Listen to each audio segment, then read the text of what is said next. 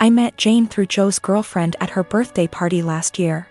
At first Jane was fun to talk to, but not even an hour later Jane was really into me and tried really badly to hit on me during the party, which pretty much ruined my time there as the feeling was not mutual in the slightest bit. Also at the time I was already with someone, so the first impression I got from Jane was that she was clingy, annoying, and just wouldn't stop bothering me. Unfortunately for me, she became part of my larger friend group because she is part of Joe's girlfriend's friend group.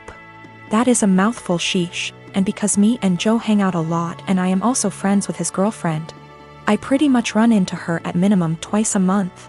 So first time Jane asked me out was a month after that party. I informed her I was with someone and not interested. She tried again 2 months later when I broke up with my then girlfriend. Again I declined her advances and told her I was not interested. I got into a new relationship not long after, but unfortunately she and I broke up about 2 months ago. Since then, as you might have anticipated, Jane has asked me out again. I said no again. Well, that brings us to this week. Everything has been opening up here and Joe had been trying to fix me up with a friend of his girlfriend and would not tell me who. He is well aware of me having rejected Jane multiple times and the fact I am not interested in her. He knows this in detail. After a lot of what he calls convincing and I call whining, I had no interest in dating anytime soon. I relented and decided to agree to this double date idea of his. We agree on meeting at Joe's apartment and lo and behold, Joe, his girlfriend, and Jane are occupying the dinner table, obviously intending for my date to be Jane. I honestly just got so goddamn angry that I couldn't even get a single word out, turned around and left. I have been bombarded with texts and calls about how much of a douche I am and how terribly I hurt Jane and so on, and I am just like, I literally rejected her like 3 times. I am not interested in her. You knew that. Your girlfriend knew that. Our entire friend group has a running joke about obsessive Jane FFS, so literally everyone knows it. When I was a teenager, my dad bought me a classic 1972 Ford Bronco. It was my true passion and I don't recall a memory from high school that somehow doesn't involve that truck. Plus my dad and I would spend hours and hours working on it together, and we went through that especially father/son rough patch. When I was teenager it was always that Bronco that brought us back together. I made a huge mistake and sold the truck when I turned 19 and my dad died of a heart attack 2 months later, so while not logical, I've always felt a karmic connection between the two events. We had a baby in early February. She is our first and the light of my life. My wife is doing well, but she's back at work and she's realized that she hates all the daycares we've tried and really wants to be a stay-at-home mom, and plus she's still very hormonal from delivery, lack of sleep and breastfeeding, so she's having a rough time and is angry a lot. I guess I need to say this. 2 weeks ago I was driving through our town's warehouse district and saw a Bronco that was pretty beat up but resembled mine. I stopped just for nostalgia's sake and the owner came out and let me take a look inside. My dad and I had glued a wheat penny under the dash as sort of security measure, so I just sort of checked, and goddamned if it wasn't my Bronco. I asked him if he'd ever consider selling it. He said actually someone was on I-25 as we spoke from Colorado to buy it for $21,000. I freaked out and asked him if I could buy it right then and there for $23,000. He said if I could come up with the cash, yes. I had been procrastinating setting up a 529, so I had $12,000 in savings that my wife's parents had given us. I maxed out my credit card to Venmo and my mom bought down a check for $4,000 and I drove away in my old car. It was like a dream come true. Like a literal dream come true. It needs a lot of work I can't afford right now, but it's mine. Like in my driveway, mine. Again. I can't even describe what a joy this is. My wife and her parents are furious with me. They feel I was deceptive, that a real man would have sacrificed anything and everything so my wife could go stay at home with his kids, and that's setting aside that they gave us the money for a college fund. My point is my daughter is only 6 months old. We have 18 years to set up a college fund of her. But this Bronco means everything to me, and if I wouldn't have acted it would have been gone forever. Now it can be that same connection between me and my kids. To me it's the literal meaning of happiness. I talked with my mom and she is basically going to buy the Bronco from me in order to refill the college fund and pay off the credit card. The The $4,000 will be a gift and she's going to give me whatever I need to restore it. She's always been awesome to me and she's rather the money be spent now than wait for me and my sister's inheritance. I didn't tell my wife that my mom bailed me out and lied and said I found a buyer for the Bronco.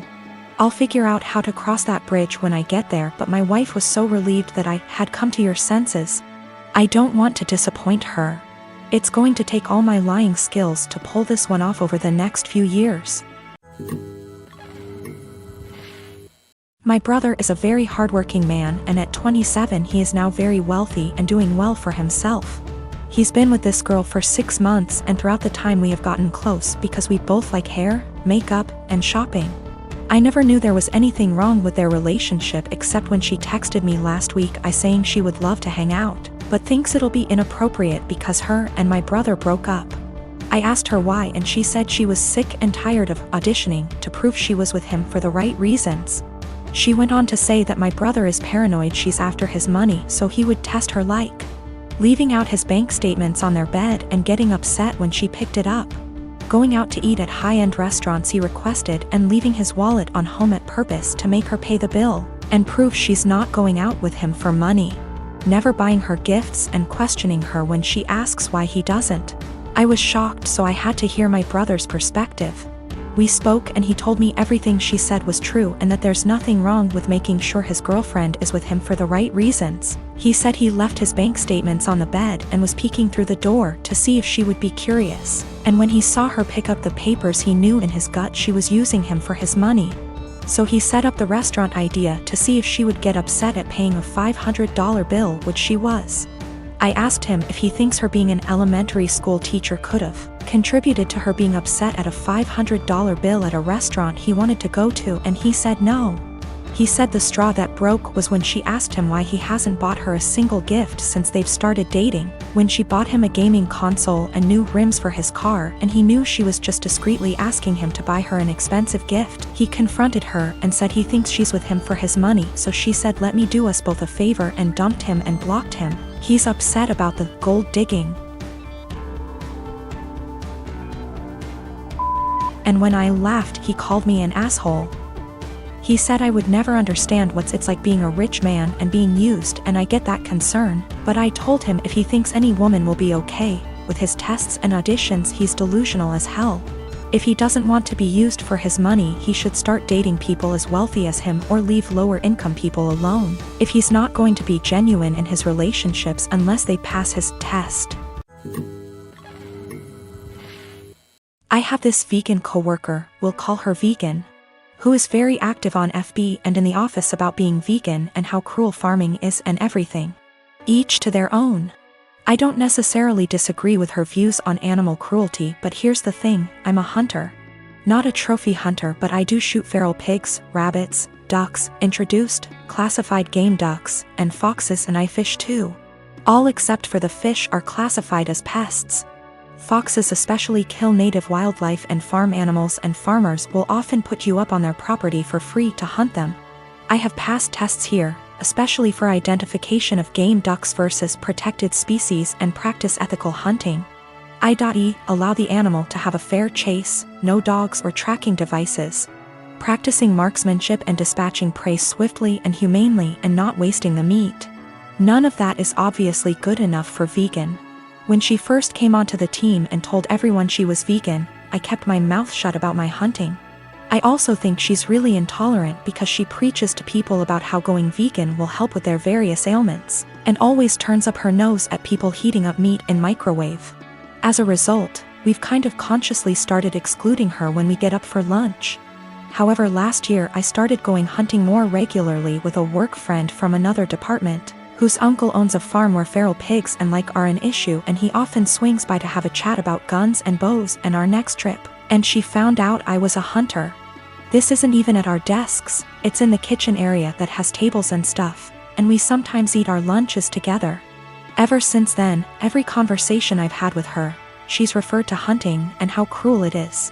One time, I wore a leather pencil skirt to work and she had a go at me for wearing animal products. She seems to have singled me because of the fact that I go hunting. My boss has no spine. I've tried talking to him about this. but she just intimidates him and makes it seem like she's been persecuted and he's backed down from that. She even tried to get a vegan shelf in the fridge and tried to rope in some Hindu vegetarian guys to do that, but they pointed out that they use milk and cheese and honey in their cooking. They also think she's nuts.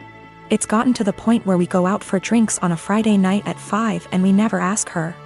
I don't organize these things, a coworker does, but my boss told me, when I brought it up in one-on-one meeting, that she feels really left out and she seems to think it's my fault because I've been here for longer and I'm somehow poisoning them against her, or something.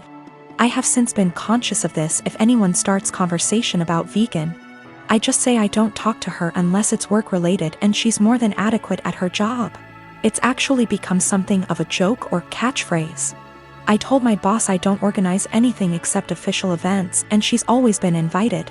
If she's not invited to informal stuff, that's not even organized by me, then that's not my problem. The coworker that doesn't invite her, she managed to piss him off because he's eaten guinea pig, he's from Peru. And she asked him if he'd eaten any of his other pets. For the record, he never ate a guinea pig that was a pet, it's something they eat in Peru. Whenever she brings up hunting or anything, I just point blank ask her there was anything work-related that she wanted to talk about, and if there wasn't, I would start talking to someone else or just walk off. I have asked her multiple times to keep conversations work-related. I never start a conversation with her at all. Most of the time, she pounces when I'm in the kitchen making tea, getting water, or just stretching my legs.